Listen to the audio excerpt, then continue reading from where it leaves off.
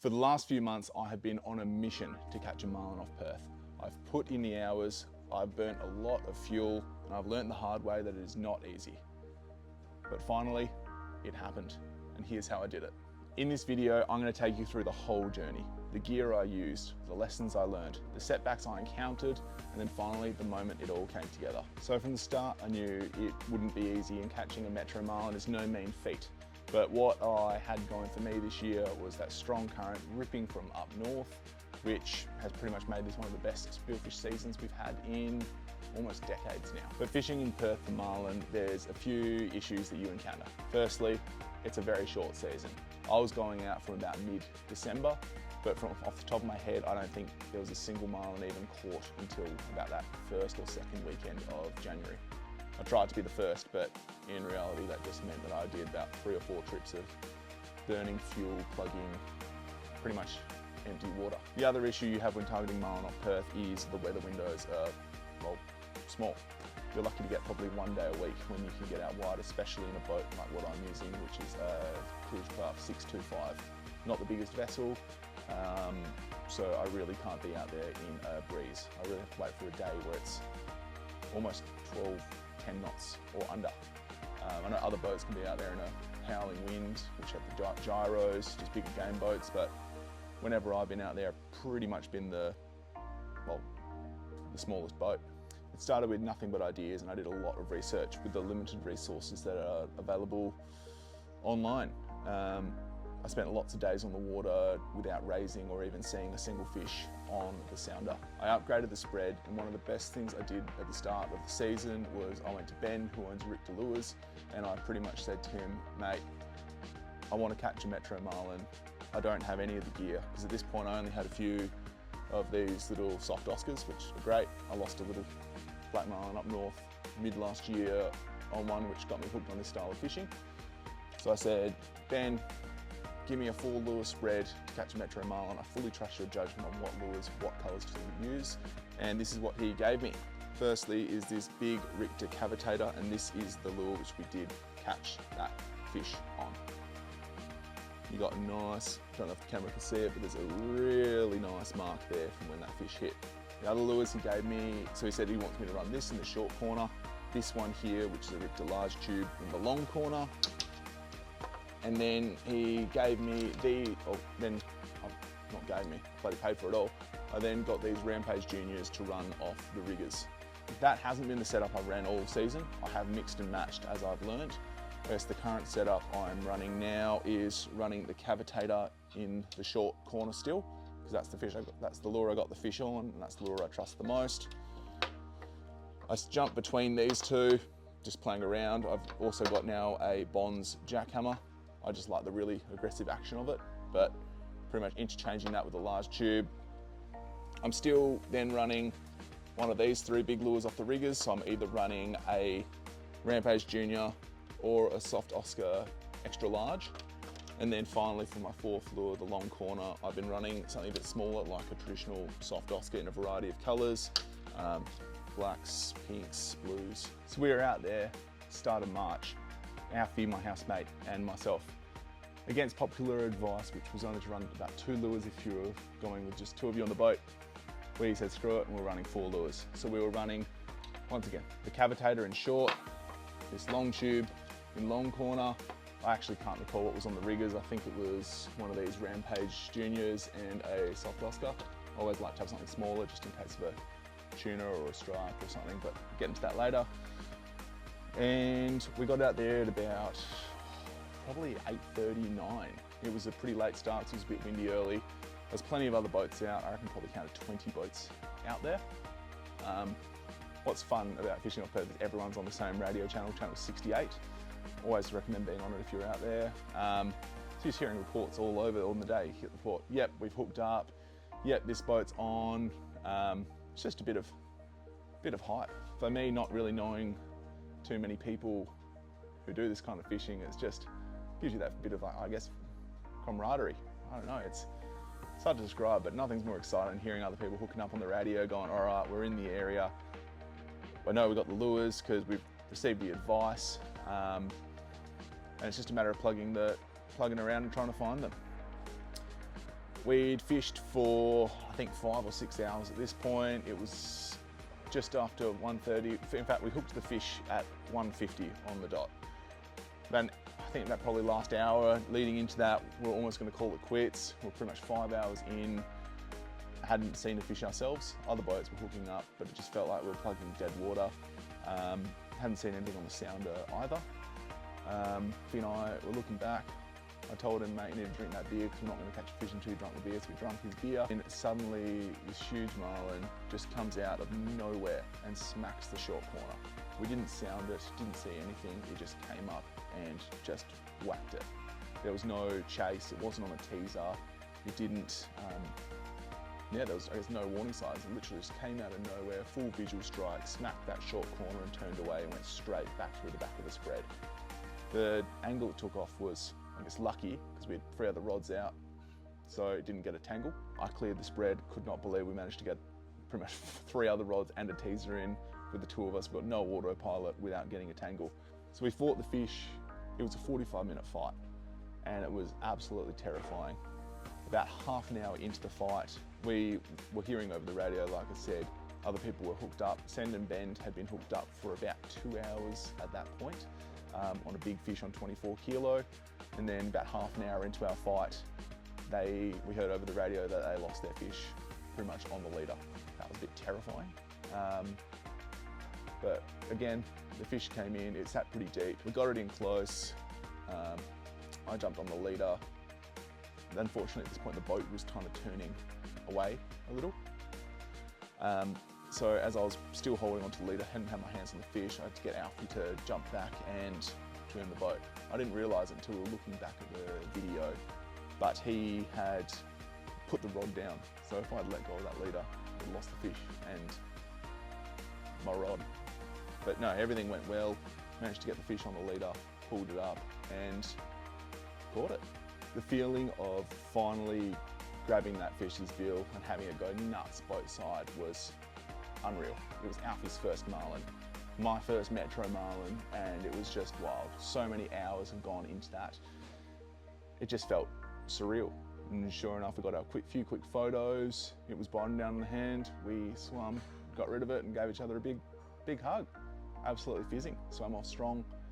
Couldn't have asked for a better experience, especially with a big marlin like that. If you're out there trying to get your first marlin, my advice is just to keep going and don't give up, honestly. It always, it's always funny seeing the stories of people that put lures out and after 5 minutes or 30 seconds or targeting dollies and then suddenly they get the marlin and you watch it and you go, oh, spewing. That's me with all the hours I've put in, but look, it's just, I feel out there it's a game of luck and almost a bit of running, pretty much running them over. The first bit of advice I got from Ben from Richter lures. When I met him and when I got those lures off him, he told me where to run them, how to run them, etc. And he said his #1 bit of advice for catching a marlin off Perth is to use Rip Charts. It's an app, costs you about $250 for the year. It shows you it shows you the water temperatures, almost exactly to the GPS mark. It shows you the currents and look, it's just incredibly helpful. Another person I met through the season was Bonds at the Tackle West seminar. Chatting to him, he said his #1 bit of advice isn't about running the amount of rods, isn't about having teasers. His #1 bit of advice was having all 4 rods run off the riggers. He thinks the most important part of marlin fishing is having your lures out of the white water behind the boat. And he said before I'd run any teasers, before anything else, I'd be running all rods on the riggers. He said the #1 thing he'd buy is riggers. #2 is make sure that you've got 2 rods on the riggers and then add more rods as you can, put them on the riggers before you buy dredges, other teasers, etc. I was also lucky enough to fish on Send and Bend, went for a day with those guys and my girlfriend got her first striped marlin on that day. Learned a lot from those guys. They were running all 4 rods on the riggers. So pretty much after that day I came in and re-rigged my riggers to again be able to run all 4 lures on them. Another thing I learned from them is about using the surface teasers. So when I was trawling, I was using the 4 lures and just a witch doctor. They had dredges, everything like that. But they were also running big lures as like kind of in short as a bit of a surface teaser, such as this Bond's Anaconda. So since then I've been running an Anaconda in my windshort to the boat. It's got a super aggressive action, and I think it's really worked well for me. I'd love to get a dredge, love to have that full electric system like you see on other boats, but honestly it's just not in my price point at this time. Yeah, the ideal setup would be to be running one or two of these in short and then have two dredges, but for a boat of my size and for the amount which I want to spend on this style of fishing, it's just not viable. The other thing I really learned from Send and Bend was watching their sounder. With the striped marlin that Mickey caught, we saw it on the sounder, we watched the spread, watched it come up and hit it. Afterwards, I went back to my sounder and kind of copied, not settings, I didn't look into that, but just what it looks like on the screen. I just played with my gain to get it so my screen looked like what theirs looked like. They had a much bigger transducer than I do, so it's much more powerful, but being able to just have the screen looking similar, same with like watching the Peak Sport fishing videos of what their sounder looks like. I pretty much just copied that and kept my sounder to the top 80 metres of the water column. The reason I did the top 80 metres is realistically if a fish is below that 80 metres, I'm not going to be raising them in my small boat. But after changing my sounder to kind of look like what theirs looked like, I then started seeing fish. I had another session where my friend Tom and I were out there, again, the two of us, and we sounded a marlin. This is what it looks like on the sounder, and then about 20 seconds later we had a pack of 3 striped marlin, or a pack of 2 striped marlin, sorry, come up and hit 2 of our lures at the same time. One of the hooks connected, but unfortunately it dropped about 20 metres later. So we reset the lures, went back round, and again this time we had a group of 3 stripes come up and pretty much all on the lure at once. Gutted that again, hit the lure, was on for about 20 seconds, no less than that, probably 10 seconds, took about 30 metres of line, and then the hooks pulled again. But it gave me the confidence after that that we were seeing the fish, because that was the first time I'd seen a fish on the sounder, then had it come up to hit. About 2 or 3 hours after that, we again saw a fish on the sounder. This time it was about 60 metres. We're like, all right, here we go. So we'll run the 4 lure spread, but then 5 lure spread at this point though, because we had a Laser Pro running off the rocket launcher, about 100 metres back past the end of the spread, just hoping for a tuna. So naturally the fish came up and hit the Laser Pro. This one we believe was a blue, which was quite a bit bigger than the stripes. As you can see here in the video, it hit off on, couldn't find the hooks. After it went off and on 2 or 3 times, I said let's slow the boat, see if we could tease it in to the spread, but unfortunately he didn't come into the spread and it went away. Bit of regret there. What I learned from that is, look, there's no right or wrong.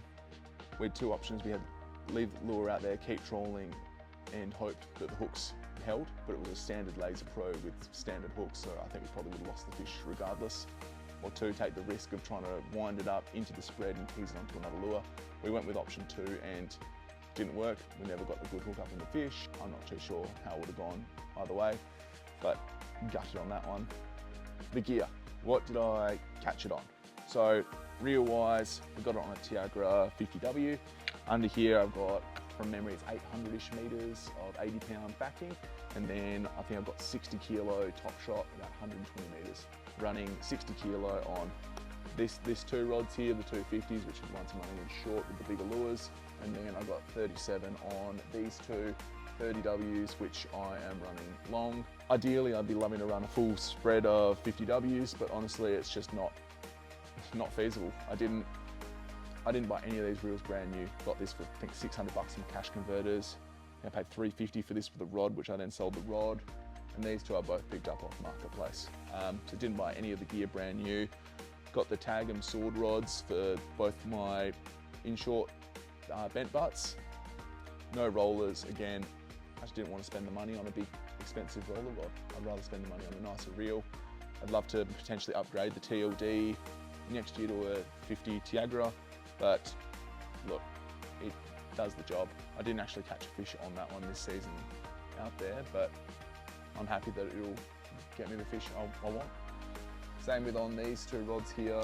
These are what I'm running long. They're on backbone Elite Shimano rods. Again, what's that, $180 rod or something like that. Both 30 WTA gras, both secondhand. I think they've got about 700 metres of 60-pound backing underneath, then about 120 metres of 37-kilo top shot.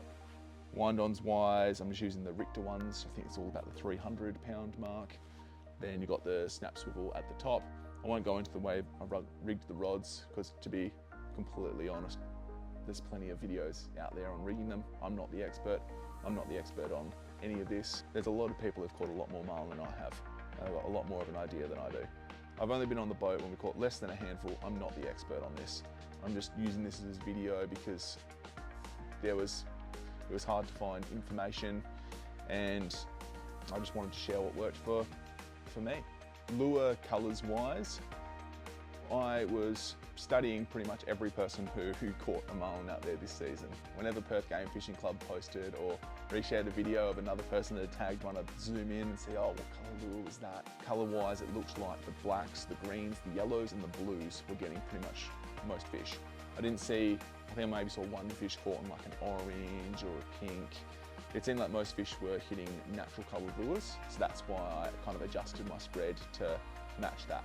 Depths wise, where we find them, look, I'm not going to give away the spots, but I saw fish from that 200 mark to that pretty much 600 mark.